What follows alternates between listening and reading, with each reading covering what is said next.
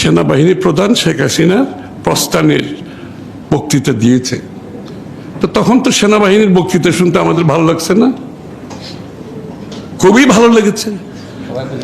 সবাই বুঝেছে সেনাবাহিনী জনগণের পক্ষে দাঁড়িয়েছি। তখন ওনার বক্তৃতার চেয়ে আর কোনো ভালো বক্তৃতা তো আমার সামনে আসার দরকার নেই, সেনাবাহিনীর বক্তৃতার জন্য অপেক্ষা।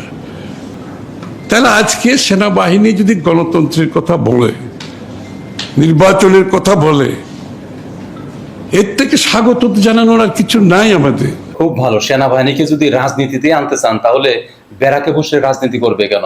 ওদেরকে পার্লামেন্টে নিয়ে আসেন, মিয়ানমারের মতো। মিয়ানমার যেরকম সেনাবাহিনীকে পার্লামেন্টে বসায় দিচ্ছে, ঠিক এরকম ভাবে পার্লামেন্টে আইনা বসায় দেন। জনগণ কিন্তু খুশি হবে, কেননা ওরা যদি পার্লামেন্টে আসে, রাজনীতিতে আসে, তাহলে কিন্তু ওই মাস্তানি, চাঁদাবাজি, ঘুষ, দুর্নীতি এগুলো আর হবে না। জনগণ খুব খুশি হবে।